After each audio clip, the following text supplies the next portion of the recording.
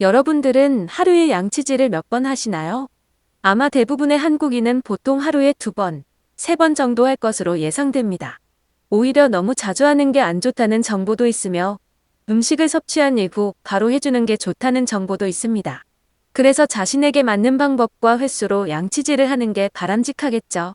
제가 얼마 전에 한국인은 외국인에 비해 자주 씻는다라는 영상을 올린 적이 있습니다. 그런데 이번에 소개해드릴 것은 다름 아닌 양치질인데요. 사실 양치질에서 외국인과 한국인의 차이가 있을까? 라고 생각하는 분들이 많으실 겁니다. 실제로 똑같은 칫솔과 치약, 똑같은 방법으로 칫솔질을 하기 때문에 차이가 있을 거라고 생각하기 힘들죠. 하지만 매우 작지만 어마어마하게 큰 차이가 있으며 한국인이 그런 외국인의 모습을 봤을 때 침대에 신발을 신고 올라가는 것만큼이나 참기 힘든 상황이라고 합니다. 혹시 외국 영화나 드라마에서 양치질을 한 외국인이 어떻게 행동하는지 기억나시나요?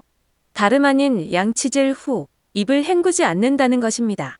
보통 한국인의 양치질은 칫솔에 치약을 묻히고 치아를 닦은 후 입안에 있는 거품을 뱉고 물로 입을 헹굽니다. 여기서 치약 성분이 입에 남아있는 것 같은 느낌을 받는 사람들은 입을 더 많이 헹구죠. 이것이 한국인의 일반적인 양치질입니다. 그런데 외국인의 경우 치아를 닦는 것까진 한국인과 동일하지만 거품을 뱉고 물로 입을 헹구지 않습니다. 영화나 드라마의 한정된 시간 특성상 어쩔 수 없이 생략하는 거겠지라고 생각할 수도 있지만 양치 후 거품만 뱉고 물로 헹구지 않는 것이 해외에서는 권장사항이라고 합니다. 물론 많은 나라는 한국과 동일하게 물로 헹궈줍니다. 하지만 물로 헹구는 것을 권장하지 않는 나라가 있는데요. 이유는 치아를 보호하기 위한 불소가 물로 헹굴 경우 씻어져 사라지기 때문에 물로 헹구는 걸 추천하지 않는다고 합니다. 그래서 저도 오늘 거품만 뱉고 나서 화장실에서 나와봤는데요. 하지만 몇 초 참지 못하고 다시 들어가 입을 물로 헹궜습니다. 입안이 너무 텁텁하고 오히려 더 안 좋은 게 아닐까라는 생각도 들면서 도저히 버티기가 힘들었습니다. 아마 대부분의 한국인들은 저와 똑같지 않을까 생각이 드는데요. 그런데 한 외국인은 이런 한국인을 보고 이해할 수 없다며 글로벌 커뮤니티에 글을 작성했습니다. 어떤 내용인지 확인해 보겠습니다. 나는 최근에 SNS에서 알게 된 한국인을 내 집으로 초대했어. 그는 친구 2명과 함께 내 집으로 왔고 우리는 5일 동안 재미있는 시간을 보냈다. 그런데 한국인들이 내가 양치질 하는 것을 보고 놀라더라고. 오히려 나는 그들이 이해가 안 됐어. 너희가 봤을 때 누가 이상한 건지 판단해줘. 내 아빠는 치과의사고 나는 어릴 때부터 아빠에게 양치질 하는 방법을 교육받았다. 아빠는 칫솔질 후에 물로 헹구는 것을 최소화하거나 아예 하지 말라고 말했으며 그래서 나는 어릴 때부터 입을 헹구지 않았어. 가끔 이물감이 많을 때를 제외하고 말이야. 그런데 한국인들과 같이 양치질을 하고 먼저 끝내서 나가려는데 나한테 입을 왜 헹구지 않냐고 묻더라고. 그래서 나는 그렇게 교육을 받았다라고 말했지. 그런데 한국인들은 과할 정도로 입을 많이 헹구더라고. 그래서 나도 질문했어. 너는 왜 입을 헹구냐고 말이야. 그랬더니 입에 치약이 남아있는 것 같아서 많이 헹군다고 말했다. 그래서 나는 그것은 당연한 것이라고 말했어. 그렇게 우리는 약 30분 동안 예정에 없던 토론을 했고 결론은 서로를 존중하는 것으로 끝났다. 하지만 난 여전히 그들을 이해할 수 없어. 너희는 무엇이 맞다고 생각해? 우리는 이 주제로 싸우지 않았고 여전히 사이가 좋으며 다음에는 내가 한국으로 놀러 갈 것을 약속했다. 글은 여기서 끝이 납니다. 그럼 해당 글을 본 네티즌들의 자세한 해외 반응 살펴보겠습니다.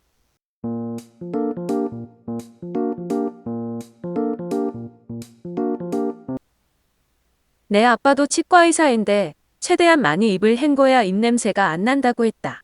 그리고 음식물이나 균이 묻은 칫솔로 입 안 모든 곳을 닦기 때문에 물로 헹구지 않으면 오히려 치아가 더 악화될 거야. 물로 헹구게 되면 치약 성분 중 가장 중요한 불소가 남아있지 않을 거야. 그렇다면 치약을 사용할 이유가 없어. 그냥 칫솔로만 입안을 닦는 거랑 다를 게 없거든. 그러니까 가능하면 물로 헹구지 않는 게 맞아. 나는 한국 치과를 방문하고 충격을 받았다. 내 나라에서보다 훨씬 좋은 서비스와 기술을 갖고 있었으며 훨씬 깨끗했고 심지어 가격도 저렴했어. 그리고 그가 하는 말은 양치질을 하고 물로 헹구지 않으면 입이 건조해지기 때문에 입냄새가 난다는 것이었다. 너도 한국 치과를 방문했구나. 나는 확신하는데 오로지 치과 치료를 받기 위해 한국을 여행하는 것도 좋은 선택이 될 거야.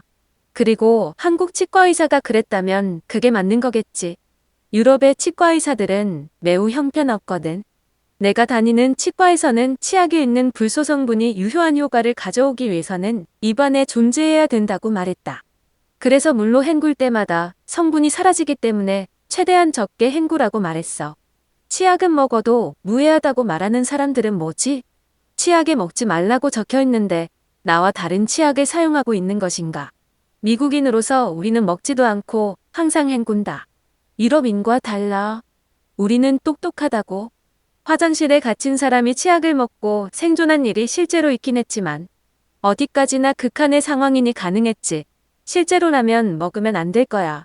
치약 자체가 세정을 목적으로 사용하는 건데 몸 내부를 세정하고 싶지 않다면 먹지 말아야지. 똑똑한 미국인 씨. 미국 지역 중 몇 개나 말할 수 있어? 미국인이 똑똑한 건 극소수에 불과하고 다수는 바보다. 물로 헹구면 석회가 남게 되니까.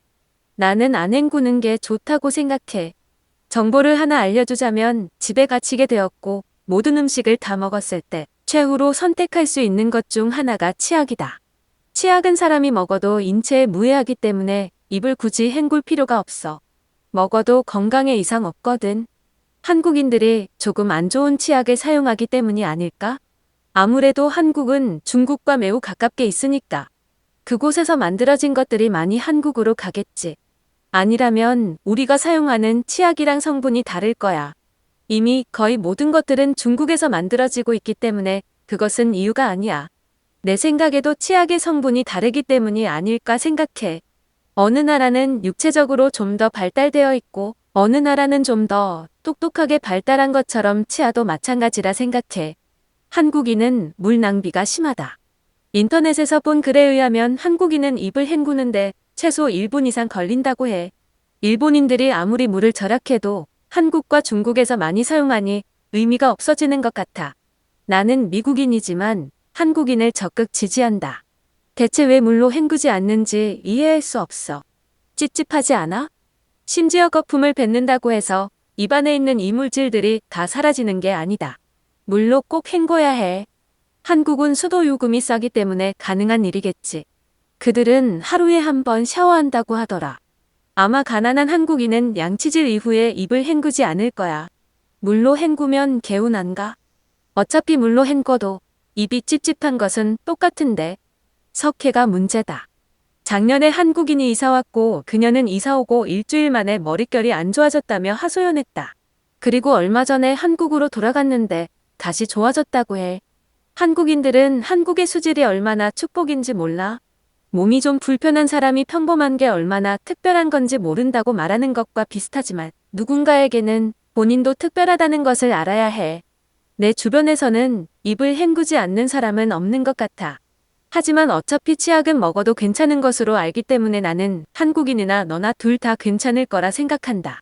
시청해주셔서 감사합니다.